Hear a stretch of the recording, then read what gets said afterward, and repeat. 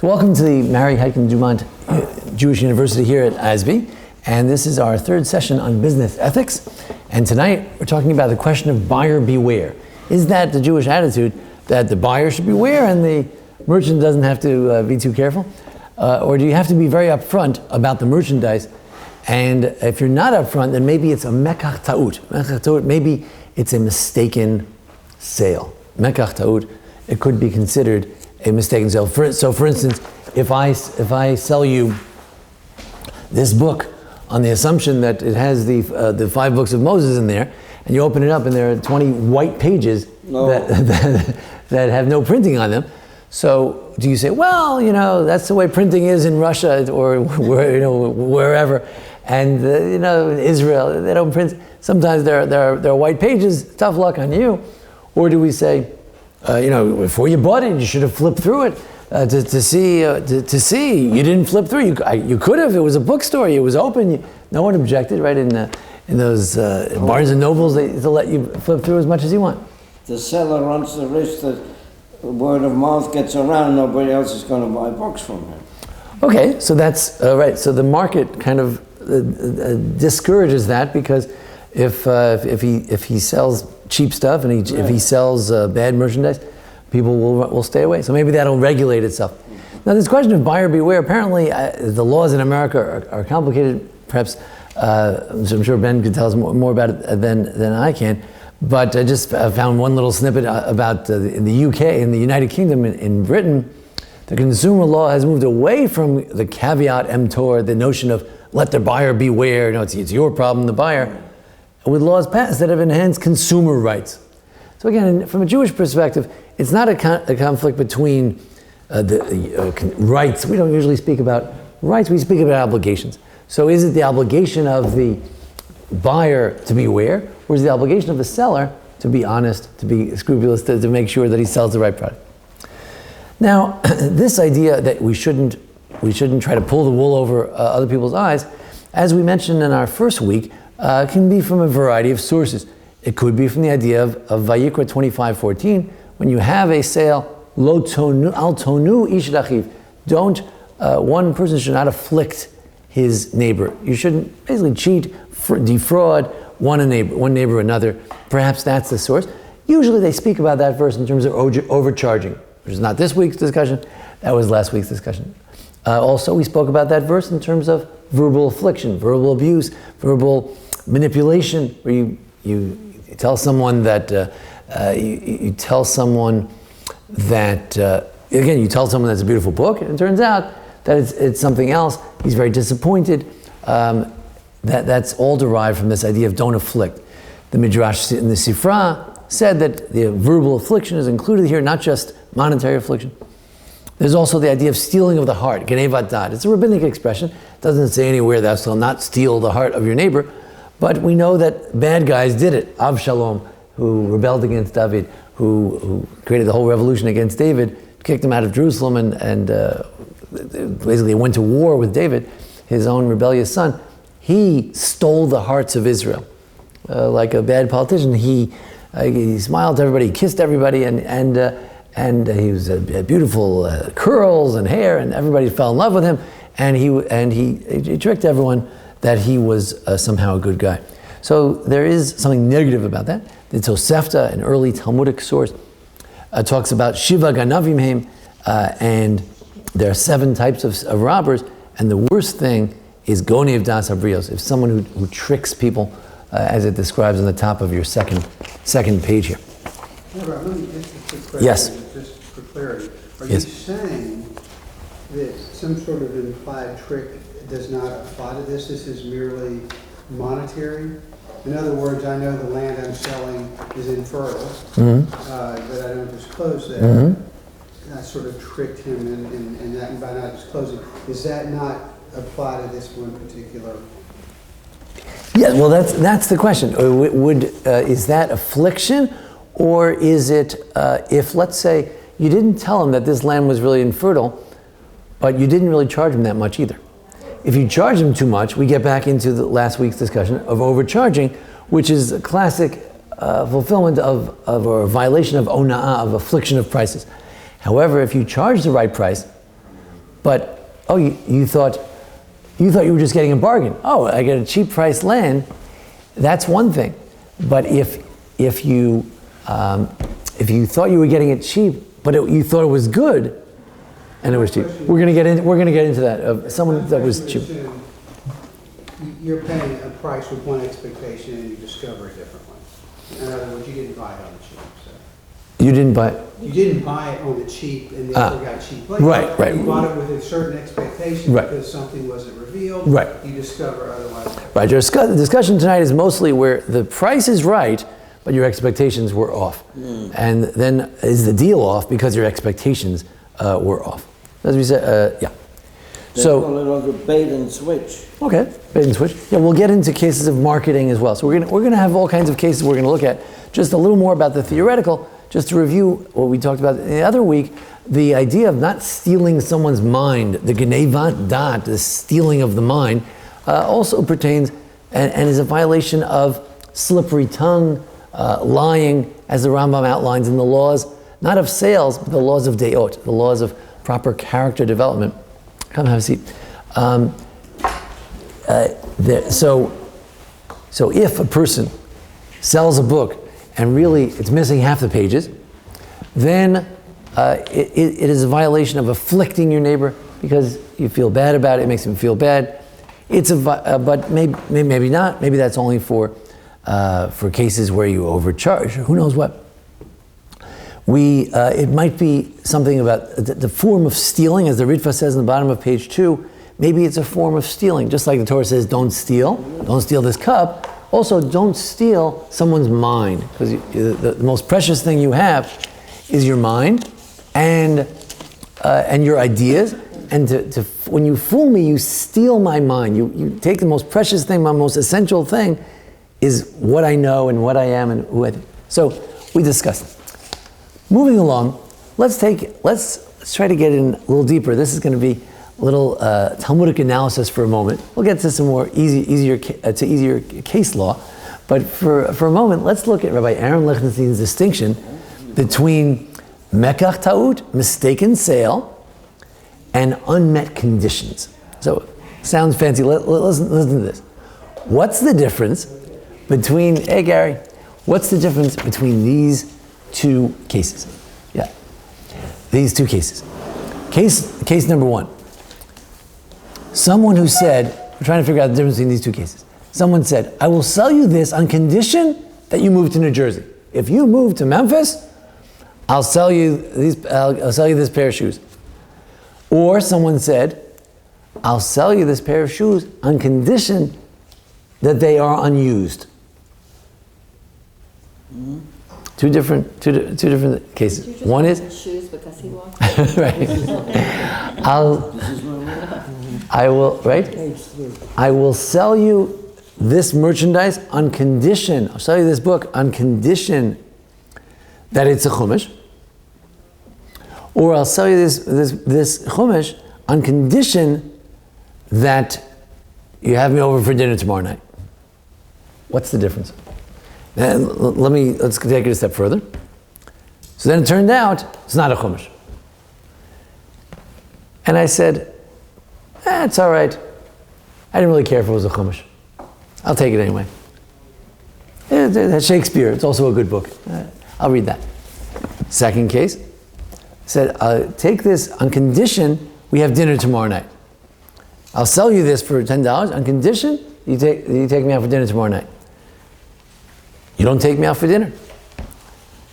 And then I say, well, I wanted to buy it anyway, or I wanted to sell it anyway. I don't care about the dinner.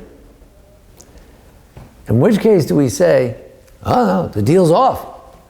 You said on condition of that it was a chumash. It's not a chumash. The deal's off. In which case, or do we say you didn't go to dinner? You said on condition you go to dinner. Is there a difference between saying on condition that you take me out to dinner, then I'll sell you my house, or in condition that it is a house? I'll take it that it is a house. On condition that it is what it's supposed to be. On condition that it's a chumash. Is there a difference between the two cases? This is a hard question. The rest of the class will not be so hard, but this question is a hard question. Rabbi Lichtenstein figured this out. Go ahead. What's the difference? Well, it's a big difference. One, you're trying to like give authenticity to what it is you're selling, like to confirm that this is what it is. One is confirming what it is, and the other one? It's just sort of like a bribe. I don't know. It's like a bribe, promise. Right. If you move to Memphis, we'll sell you a house in the neighborhood for for a discount. If you move to Memphis, but the other case is, I'm selling you this house on condition that it has 3 bedrooms. Turns out it only had 2 bedrooms. Which is worse? Which is easier to get out of? You say, "Hey, you didn't meet any of the conditions. I'm out of this one." Which one is it? Yes. A condition's a condition. So you say conditions? They're both conditions. Hold on. Yes. Let me sort of go further. Yes. A condition's a condition. So on that level, if you don't fulfill the condition, you've not fulfilled the agreement. Right. That's simple. Right, so according to that, if anybody wants to back out, There's different ways to execute it. One is currency that's both money and dinner. Mm-hmm. So there's two components to the price. Mm-hmm. Another is verification that the item is what it is. But they still have to be fulfilled. The condition is still the same. The condition either is fulfilled properly, mm-hmm. So the methodology or the content is a difference. Okay, I think, right. We're not going to agree with your conclusion, but I like your clarification of it. One is a clarification simply of what it is, and the other is some sort of consideration, some sort of side deal that's thrown in to the package, which maybe we could cut off from the package. So let's think. Yes. If you go the route that you're going and say they're not the same, right. That means certain parts of the agreements are not valid. So if I make an agreement, but the agreement is part of the consideration, that's not valid agreement. But if I make an agreement regarding the precise form of what the transaction is, that's a valid agreement. Well, I'm going to take the opposite. Let's try the opposite. We'll see if you agree with it. We'll think about it. Well, let's take it a step further. Some of these laws can be derived from the laws of marriage. Okay, marriage is not a transaction, but we use some things that look like a transaction. Someone gives someone else an item of value. So in that way, it has certain transactional elements. Also, the chuppah is very romantic. It has nothing to do with money. But sometimes people will say things like, "I'll marry you," right? I said to Bloomberg, "I'll marry you." You have to move to St. Louis. You have to move to St. Louis. Marriage sometimes comes with conditions. Some people have, if we'll split all your income, then we'll have marriage. I mean, all kinds of conditions come up. So what if someone said, "Marry me on condition that I'm a Kohen"? She thinks to herself, "I don't really care if he's a Kohen," but he says, "Marry me on condition that I'm a Kohen." Or marry on condition that you go to media, that you have to go to Memphis. So, firstly, I think several of you mentioned that on the condition I am a Kohen, it's not really a condition. It's status. It's right. So Rabbi Lichtenstein said, it's over. Whatever it is, it just is. It either is a chumash or it's not a chumash. It either is a shoe or it's not a shoe. It either he either is a Kohen or he's not a Kohen. So let's consider if she says to herself, I don't really care if he's a Kohen. So then let's consider that versus he says only on condition you move to Memphis, but then she doesn't move to Memphis. So he says, so which one is worse? So I didn't write it down because I want to keep it a mystery. Now I'm trying to think. So which one is worse? So believe that if someone says, well, he mentions that the Yerushalmi, the Jerusalem Talmud says, depends. She's thinking, Kohen, it's nice to have someone who's the status of a Kohen. She's thinking what the logic is. In media, let's say I say, I'll sell you this house if you dye your hair purple. I don't really care if you dye your hair purple. I don't care if it doesn't matter. Like, it was conditioned on that. I think I'm actually agreeing with your distinction. We conditioned it on it. It doesn't matter what the reason is. And therefore it doesn't matter if you care. It was conditioned on it, period. However, in the other case, if I am a Kohen or I'm not a Kohen, so if I say, marry me on condition that I'm a Kohen, maybe there, says the Jerusalem Talmud, it depends what she's thinking. Depends what she's thinking. Because it already was. If it's something that has to happen, that means it's not over yet. We have to get this done, and until X happens, until you dye your hair purple, it just doesn't happen. But in this case,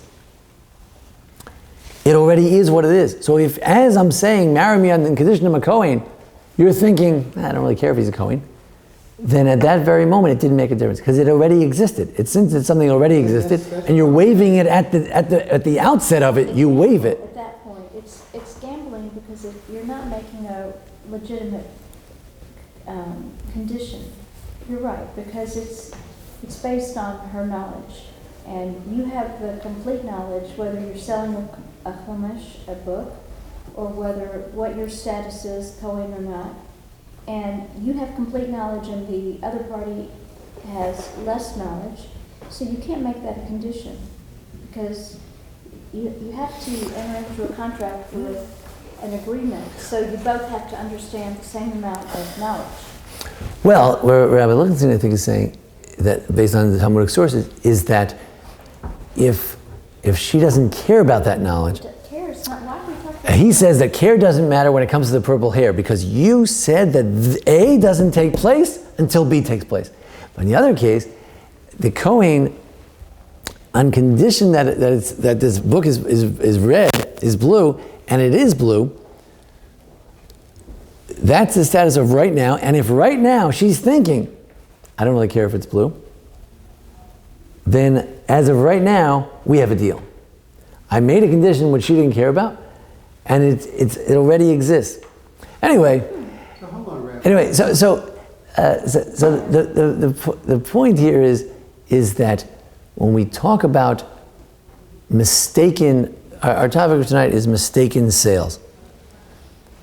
If someone had a mistaken sale, it could come in two forms. Let's just think about it that way. It can come in the form that you told me that this, when you open it, it has bells and whistles, and there are no whistles. And the other form is, I didn't tell you anything. There's no condition that was made. It just wasn't what you expected it to be. And so let's just think about that there are two types of mistaken sales. One where you made a condition and you didn't fulfill it. The other one that there were certain assumptions, but no conditions. So I think Rabbi Finkelstein is claiming that when it's a question of something that already existed, it's an assumption. It's not really a condition. But my question go ahead. And Larissa alluded to this. If you make an agreement, why does it matter whether you care or not? An agreement. Right. Rabbi Finkelstein agrees with you 100%. He explains it at length that's correct. When it comes to, I'm not going to give you this book until you put the cup over there, then unless that happens, I don't care what happened, come what may, you must fulfill the condition. But the other one, although they use the language of condition, since it already took place, it is not a condition, it's simply a fact. The question that I have is, because you use something interesting, a Kohen. Yes. You think he's a Kohen, but is it really revealed, or is it an assumption? In other words, we know there's lineage issues. Maybe something was done historically in generations. But it either is or isn't. But what I'm saying is it either is or isn't, but if it's not revealed. Right. If it's not revealed and it's only discovered after. Right. Then it's as if it doesn't exist now till you find out truth. Oh yeah. In other words, if there's no question in both cases, if you say marry me on condition I'm a Kohen, and I'm not a Kohen, they're not married. We're only talking about could you back out. So it's clear, right? And Larissa articulated something which we really talked about last week, which was that overcharging is often there's a disequilibrium of knowledge between the one party and the other. There's a difference in what you, the seller, know and what the buyer knows, or sometimes the other way around. The buyer is some kind of a wise guy. He knows all kinds of things about the price, and the seller doesn't have all that information. So yes, when there is that kind of disequilibrium, we talked about last time, you run into big trouble. Over here, what if you waive the condition and it's not a condition, it's something that exists right now? Maybe you could. Anyway, so that's a really challenging part of this discussion.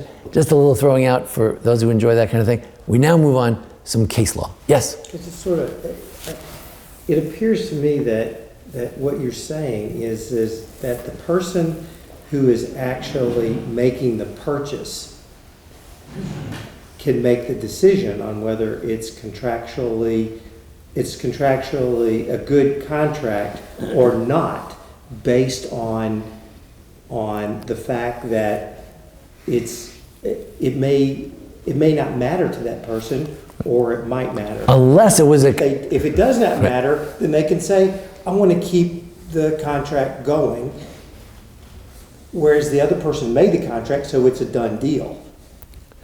Or the person could back out because legitimately they were misled. Right, so generally if you're misled, you can back out. But, right, the Rabbi Lichtenstein is a shocking thing that even when someone uses the word on condition of, but if it's about something that already took place, it's not considered a condition, it's considered a pre-existing condition. Borrow that expression.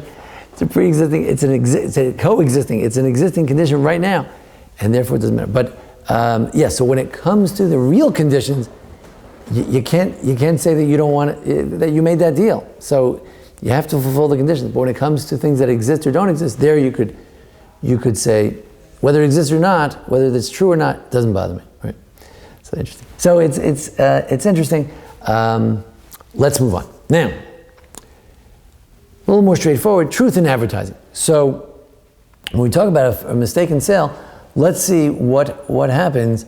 If a product I'm selling has a defect, the middle of page 3, it says truth in advertising, question, Q. If a product I'm selling has a defect, is there a requirement for me to point it out to the customer? Okay?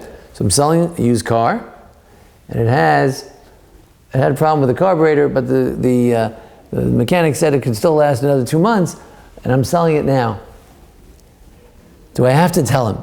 Is there a difference in the halachic ruling if the defect is clearly visible to my customer? I said, what do you mean? Can't you see the tailpipe is falling off? So then you come back and say, the tailpipe is falling off. Yeah, don't you have eyes? You saw it's falling off. So but did I cheat you?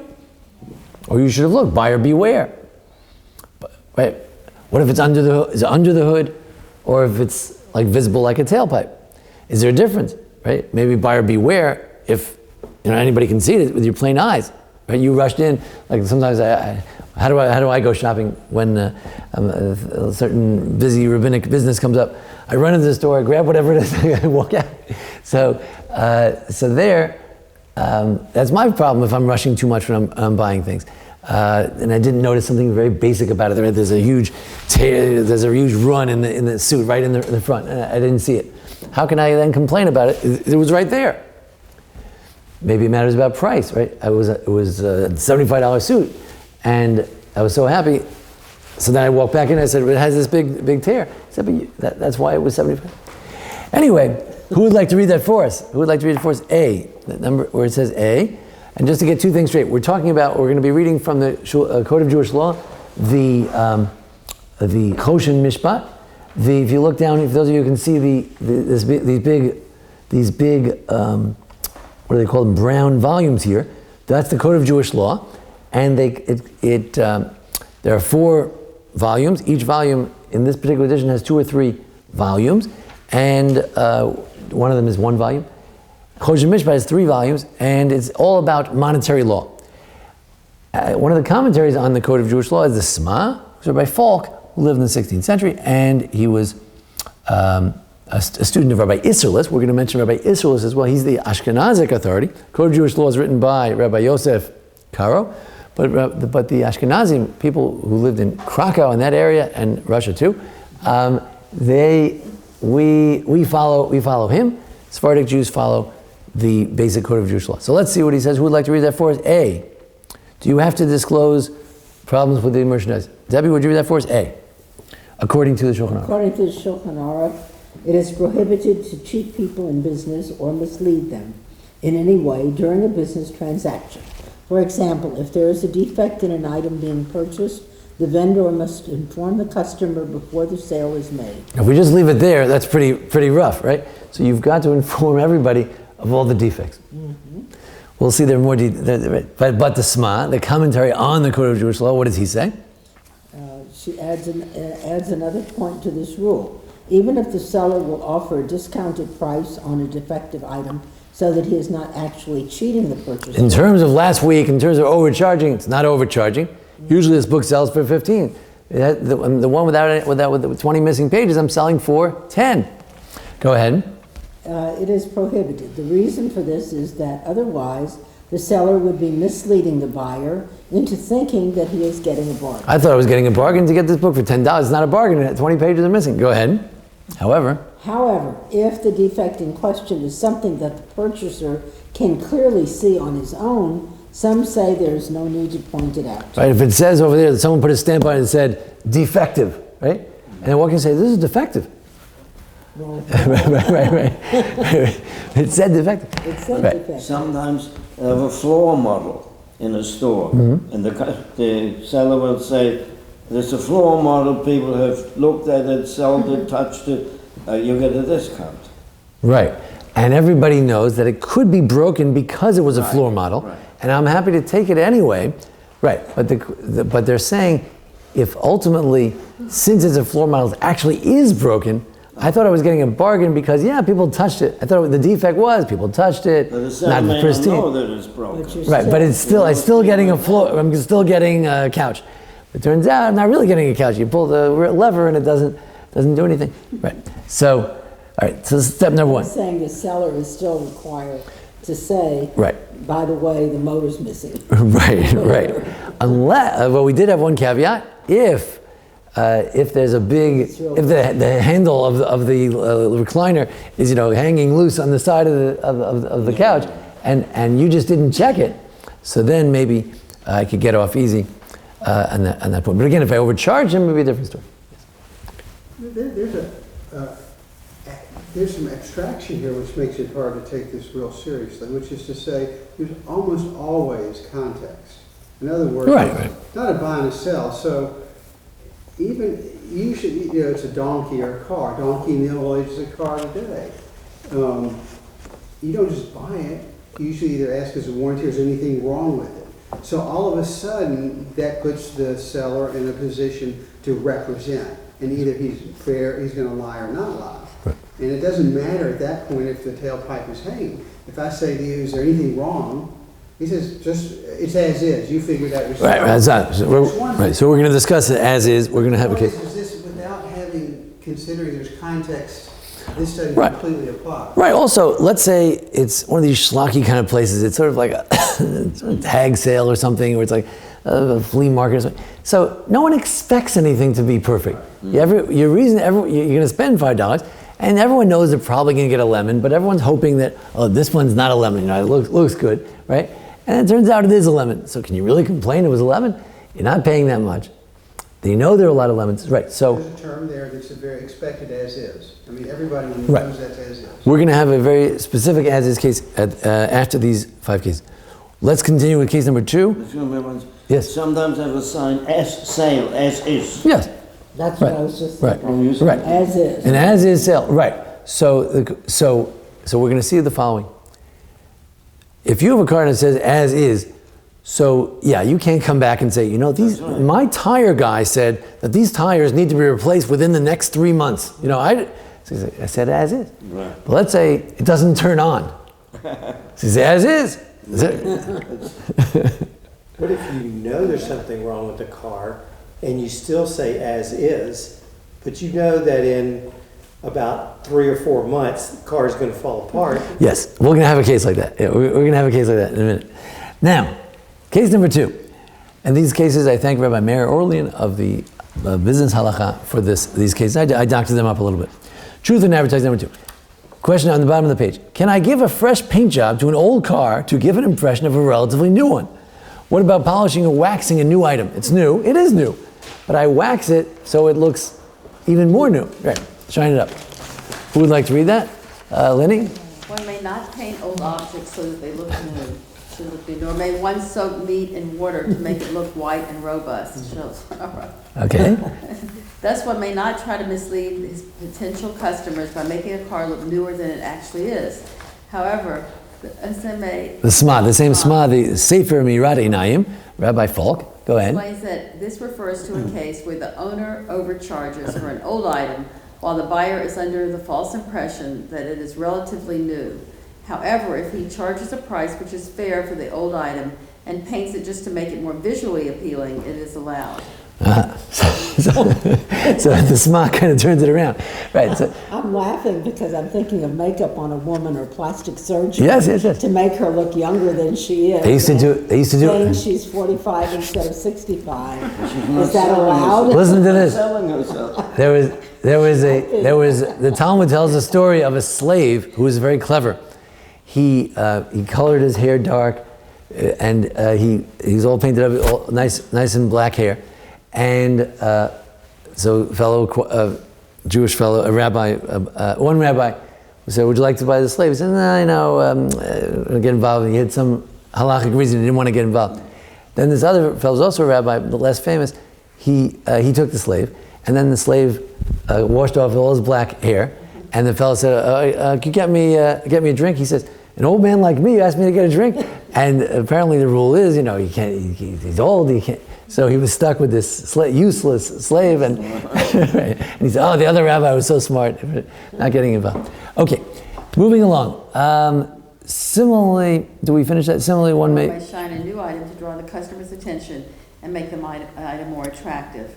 Furthermore, if the new paint job actually adds value to the car, the seller can paint it and charge it. Right, but let's go back to the SMA. The SMA said that if you're getting used car prices, and so even though it looks like a new car, but you know it's the ticket for the new car is $15,000. This is being selling for $10,000, so it can't. It looks new. It feels new. It has the smell, the shine, but clearly the price indicates that it's not new. So then you don't have to tell them much at all. Number 3, if my competitor has a superior product than mine or offers a better price, can I try to convince a potential customer to buy from me despite the superiority of my competitor's offer? Now, last week we talked about Crazy Eddie. In the olden days, I don't know, this was in New York advertised, there was a guy, Crazy Eddie, he's a Jewish guy. He said, "I'm crazy, and I've got the lowest prices," and he said lowest prices. And that's a question about overcharging. But here, it's about the best product. You know that there's better. Can I try to convince him that this is the best one? Who would like to? Let's see. Who would like to read that? Gary? A seller. The seller is allowed to mention the positive aspects of his product in order to drive the sale, provided he does not mislead or misinform the customer. For example, he can enumerate all the positive aspects of this product and say that the price is a good one, but he cannot falsely state that he is offering a top-rated brand or a best price in the area. Okay, continue. It is only considered misleading the buyer if there is some element of falsehood or false impression in his sales pitch. If the customer decides to buy based on truthful statement of the seller without investigating the matter further, that sale is halachically permitted. Right, we mentioned at the end of this year, I repeated the material from the first year, where we talked about if someone tricked themselves. The case there is there was a rabbi coming to town. There were another 2 rabbis who were leaving town. So the rabbi who's coming to town sees the rabbi who was leaving town, and he says, it's so nice of you to come greet me. That's so sweet, and it's amazing. I'm going to have to get you a new job or something. And I think the rabbi didn't say anything. He should. So one rabbi felt like you should say, "No, Rabbi, we're not coming to greet you. You shouldn't think that we did that. You shouldn't feel obligated to do us some favor in return. And the other rabbi said, what are you talking about? He tricked himself. He should think that we're going to greet him. Why did he think that? So if there's a reason to assume that you tricked yourself, so in other words, you didn't do your homework. You didn't Google it. You didn't do comparative shopping. Okay. Furthermore, we can assume that the consumer entered the store to read or read the advertisement with a clear understanding that the seller will try to convince him to buy his product. Let's get back to Ben's point. Maybe everything is so not in line with all these official rules that when you walk into a store, you know that when he says it's the best price, it's not the best price. It's the best product, it's not the best product.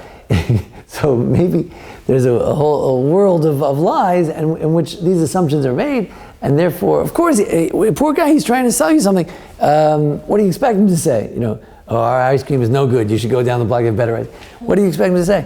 So maybe that's an interesting a way out or a gap in these absolute rules. Number 4, can I avoid notifying customers about specific defects of my merchandise by making a general disclaimer? Okay, so here's about disclaimer. You talked about as is. Here's another idea, right? And you have it on these medical advertisements on television, right? These refurbished products perform properly, but may have fine cracks, weak connections, internal rust, chip paint, missing screws, and/or broken plastic casings, and could cause death or heart attack or severe cancer. God forbid, right? So that's what they tell you on these, right? So if you take the Prevacid or whatever, and then God forbid something happens, so he said they warned you. It said right there on the package you get a heart attack. So go ahead. Why is it stupid? So why is it stupid? It's just like it rarely ever happens, those things, and it's like such a... So then if it does happen, so carry that further. So therefore, if it did happen, can you sue the company according to this? I guess not. Can you? Go ahead and explain why. You can't sue them. But because you've notified it, right? What do you think? Yeah? In other words, Linny is assuming when she reads that package, she says, oh, forget it. I'm not going to worry about that. And she takes the pill. It could cause death. Worry about that. And she drinks the pill. Because most of us say, that's just for legal problems, whatever. So we don't take it seriously. So the same guy in the flea market, he puts up a sign, all these yo-yos may not work after your child uses it for the first time, right? So well, that's an extreme example. But this cow, right? It doesn't do this and that. Let's take a look. Take a look. The Gemara of Bava. Who would like to read that for us? Larissa? Okay. The Gemara teaches that if someone who's selling a cow tells the customer the cow has a tendency to gore, bite, kick, and lie down, and the cow had only one of the imperfections included in the list, the customer can still void the sale with a fraud claim. Okay, so even though, right? So it said heart attack and cancer and this. And all it caused was a headache. So, and they knew it could cause a headache, but it was on the list, so we're in good shape. Although he was notified of the fault, the customer did not. I'm sorry, the customer can still void the claim with a fraud claim. In other words, it did have one of the imperfections. Mm-hmm. I warned you. It had it, but it's just boilerplate, so you could pierce that. Explain that. Could you explain that? The expression? Boilerplate is just a litany of possibilities that is not informative to the party. Right. So you can pierce that. Right. Go ahead. Although he was notified of the fault, the customer did not take the seller seriously since he was presented with an entire list of faults, the rest of which were clearly untrue. He looks at the cow. He doesn't think the cow has all these problems. It's hard to imagine. Go ahead. Therefore, we cannot assume that he waived his rights and accepted the defect that proved true. However, if some of the faults are visibly factual, the disclaimer is valid even for faults that are not visible, since the customer saw there was truth to the disclaimer. Right. So so you sue Prevacid or something, and you say, you should have known. Your cousin had the same reaction to the medicine. So you did know that it was not just a litany of things, right?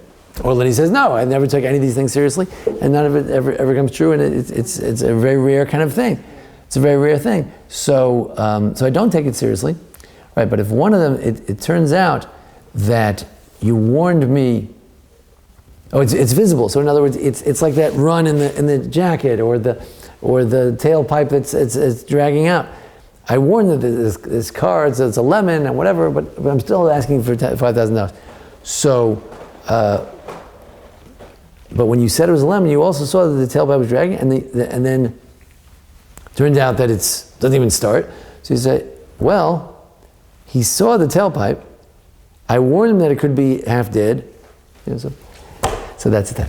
All right, now. Oh, okay. Okay, all the best. Yes. Thanks for joining. You're using boilerplate language, and therefore you can avoid the transaction. That's one thing, but when you talk about the medical problem, it's really more than avoiding the transaction. It's also, potentially enormous damages. And liability, right. The cure in this, I would infer, is merely avoiding the transaction. There's nothing in here about bigger damages. Oh, that's interesting. Right. So you're right. I'm really entering a whole new area. Right. What happens if he said it was a goring animal and then he gores me? So then, right, is there total liability in that sense? You're right. It's a different question. Thank you. All right. So one more case from Rabbi Orly, and then we'll get an actual case from Israel about used cars. One more case. Case number 5. Can I prepare baskets of strawberries or blueberries, placing high quality fruit on the top and inferior quality on the bottom? Ever see that before? Right. Okay. Yes. Now, the thing is, not only have we ever seen that, we almost always see that, right? Yeah. So there lies the question, isn't it? Okay. Mr. Kramer, would you read that for us? The Shulchan Aruch Choshen Mishpat, go ahead. 228, go ahead. Forbids mixing a few fruit of inferior quality amongst high quality fruit and selling it all at the higher price. It's in Bav Metzia on one of the recent pages that we've been studying in the daily page. Go ahead. It seems, though, that if the price is fair for average quality fruit, and there's no implication that the entire basket is high quality, it is permissible. Right, so what do you think? For $1, a basket of strawberries, you saw all of it, they were so beautiful. Yeah. There's got to be something wrong over here. Go ahead. This is because the customer expects each basket to contain some good fruit and some inferior. So that gets back to Ben's idea of context, right? That if there's generally expectation that there's some low expectations, then maybe that would lower the bar. Go ahead. This is especially true if the common practice of all fruit stores is to prepare berry baskets in this manner, since then the customer knows that despite the high quality impression of the top, the bottom is likely to contain berries of a lower quality. Right. Right. So notice we're talking about the seller and the buyer. The seller can't do it, but the question is, can the buyer claim fraud? Oh. Right. So I think it's still right. It still might be forbidden for the seller to do it. It's an explicit Mishnah and all that, but the question is, does it void the sale? So that's a different question. And then that it does not. Go ahead. However, if high quality berries are packed all around, giving the basket the impression of containing only high quality fruit, and the inferior ones are hidden in the middle, it would be prohibited. But again, he says that, but that seems not to be completely true. As we said, if the price indicated that they weren't such great berries, if the general custom was to hide some berries, you only found a few, how can you complain? So that last statement seems a little bit of an overstatement. Okay, let's get to the modern times sale of a car and a car dispute. It was an actual case. It was in Beit El. Maybe they know the rabbi here. And I translate it from an actual case. So let's get started. Let's see. Why don't we go around paragraph for paragraph? Gary, you want to start us off? A man. Okay. A man bought a car for 70 shekels that was worth 70,000 shekels. That was worth 92,000 shekels because he needed the money. Shortly after, Right, so He needed the car. because he needed the money. the seller sold it for only 70. He needed the cash now. Couldn't wait. Couldn't. Yeah. Oh, the Yeah, seller yeah. only Right. needed the 70. Yeah. Sorry. Okay. Okay. Shortly after the purchase, it stalled, and it turned out that it underwent 3 major engine repairs and needed tremendous work. The plaintiff, Oh, I guess said. the plaintiff, he would The plaintiff said he would. he would not have bought it if he knew all this and wished to cancel the sale or get a refund on the repairs. Okay. So he says the deal should be off. It has tremendous engine problems. No idea. And I did get a discount for it, but to have tremendous engine repairs, this is unacceptable. Let's go on. Debbie? The defendant says, A, he didn't realize this defect. And we have to decide, does that matter? Does it matter that the seller didn't realize it? Go ahead. B, said he was selling it as is. Oh, the as-is condition, go ahead. C, the responsibility to check the car was on the buyer, or the garage that checked it for him. 2 possible sources, right? Maybe the buyer sent it to the garage. Garage said it was fine. Now his claim should not be against the seller, it should be against the garage. But either way, the defendant says it's not his problem. The decision. The decision. Actually, the deal should be canceled. But since A, the seller would never lose much. Oh, 1 second. So let's consider that statement. So according to technical law, sale should be canceled. Why? What do you say based on what we've said so far? Well, if the car was sold as is.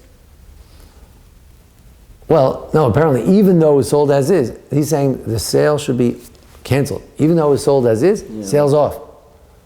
That's the buyer saying that. No, and the court said, the Jewish court said, the law should be, in this case, sales off, deal over, give him back his money. Why? But the buyer's inconvenienced. What else? Why is it a mistaken sale? And a mistaken sales is sales off. I thought the girl was the boy was a Cohen. He turned out to be a Levi. Deals off. I only wanted to marry a Cohen. Our family always married Cohenim. We never married a Levi. But the knowledge that the seller had was not that the car was defective.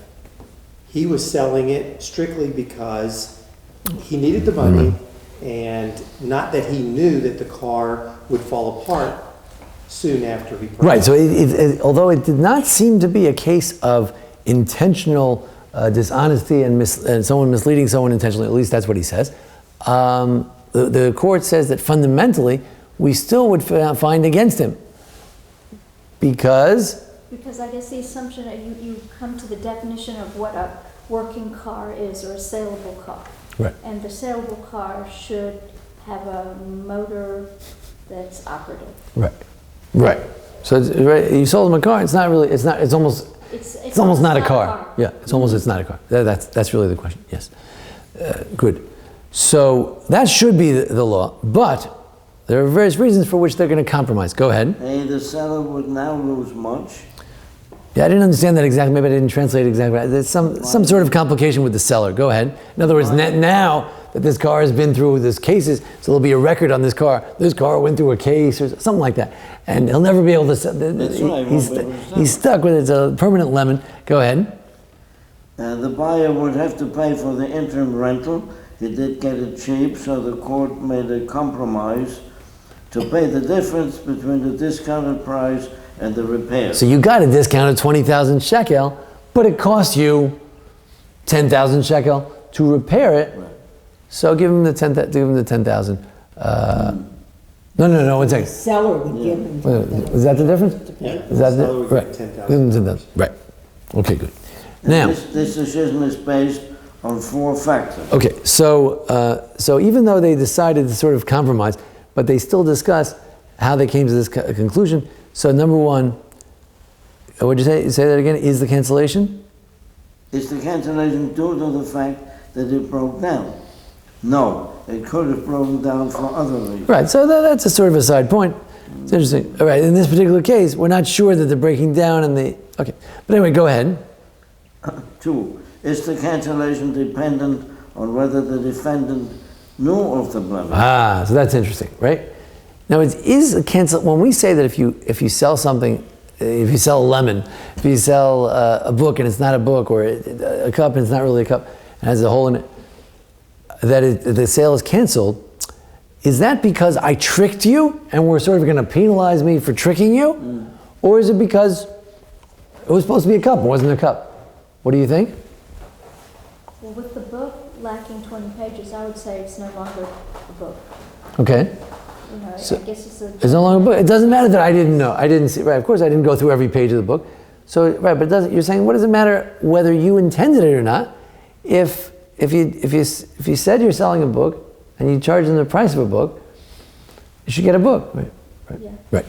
Yeah, Okay. That would apply to bookstore, because it's assumed that the books are all new, good, proper condition. Right. But if it's not in a bookstore, you don't make the same assumption. Right. The Talmud does sometimes distinguish between wholesalers and retailers and things like that. Right. For instance, a retailer might just have so many animals he doesn't know where he got them from and where they're coming from, and yeah. So This is not a commercial seller, this is just a man, that's the way I read it.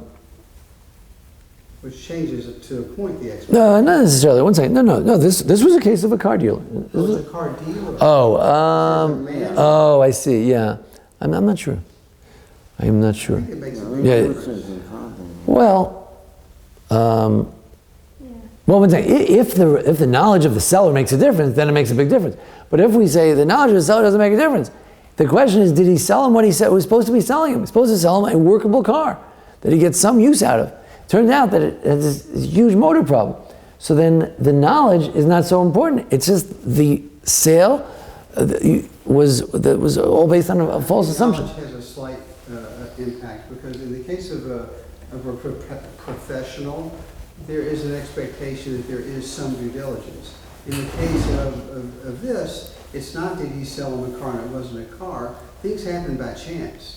And it could have, Well, couldn't you argue that a professional has more likelihood of tricking people because he knows all the... True, Yeah. no, that's right. Yeah. But what happened if lightning struck 5 minutes later? Right, It's no. no longer a car, but that's what I Right. mean. The car broke down, could have been by chance. Right. From a non-professional. Right, 5 minutes later is different. 5 minutes later is different, that's correct. No, yeah. So, let's continue. It says, no, even if he... Go ahead. So number 2, no, even if No, even if he knew nothing, such as Shulchan Aruch 232:11, if a seller sold an animal and it turned out to be trefa, even though he didn't know about it, the sale is off. Many blemishes of an animal that would make it not kosher, the seller wouldn't necessarily know about it. So even though you didn't know, it's still off. So apparently it's just, did you sell them what you're supposed to be selling? Go ahead. 3. 3, is the fact that the plaintiff accepted it as is a factor? So this is very important, what we've all been waiting for. When you sell something as is, does that make it, does that absolve you of all obligations? Shulchan Aruch. Shulchan Aruch Choshen Mishpat. Go ahead. It says, if you buy something without specifying, you only buy it expecting it to be free of blemishes, and if the seller said, on condition that if it has blemishes, you will not go back, he can still go back. Right, so apropos, right, in other words, apropos to the boilerplate discussion before, if someone said, even though he said, on condition that it has blemishes, right, I'm telling you it has blemishes, he doesn't think it has blemishes, he can still cancel the sale, unless he specified the blemish. If he said, on condition that it has a broken motor, so then obviously the sale is on. The buyer Cancel the sale, unless he specified the blemish. The buyer must know what he is waiving, and long lists of disclaimers are not taken seriously. Right, you have to know what you can't say I'm waiving one of the following 10 things. No, you have to know what you're waiving in order to waive it. Go ahead. The condition of as is has no standing. Okay, so as is not as it is. Go ahead. The defendant claimed that in secular courts they respect the idea of as is, but the rabbi said,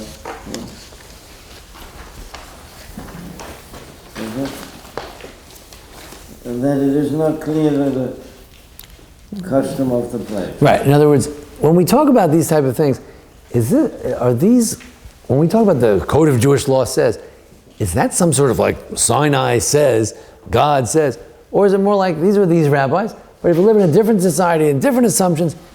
So actually, part of a lot of the rules in this part of the Code of Jewish Law about money, the rule is that depends on the law of the land. Right? If I sell you a house and it has geraniums in front of it, right, and then after I sell it to you, I take away the geraniums. Depends on the law of the land. If the law is it comes with geraniums, then then you got to keep them. If the law is it comes a house only, you can take away the swing set. So it depends on the so the question is, maybe it's the custom of the place that when you say as is, if the Israeli law this is a Jewish court, but let's say Israeli law says these two guys went to a Jewish court, to a religious court, but if the fact is that they'd gone to a secular court, the secular court would have said as is is as is.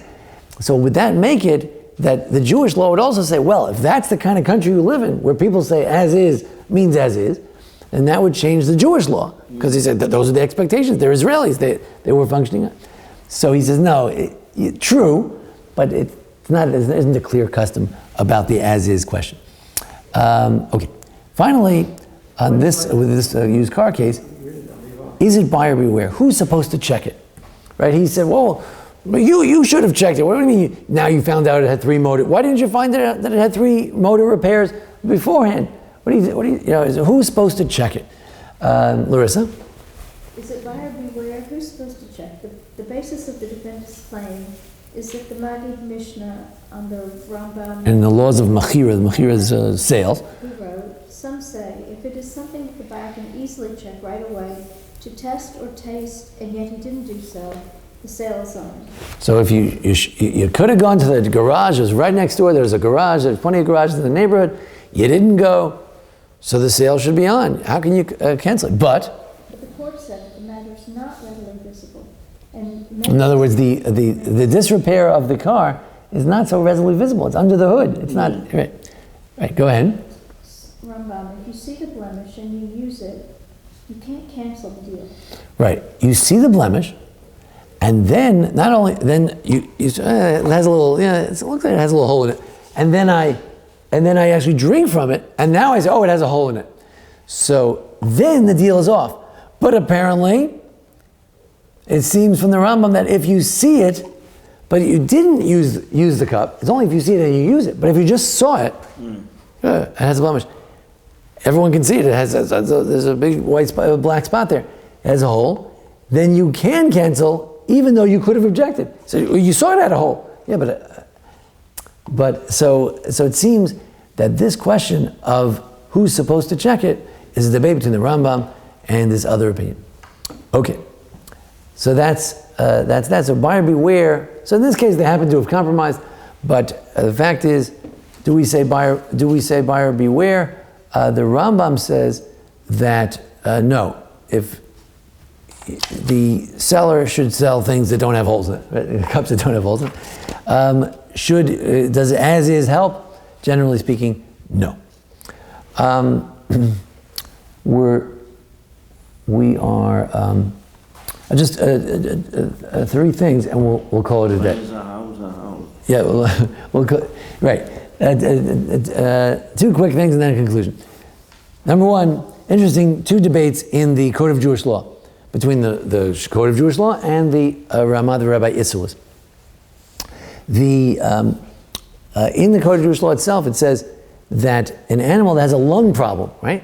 It's not visible. Nobody knows. An animal has, until you blow up the lung, you don't know. So even that can cancel the sale. You say, but I didn't know. No.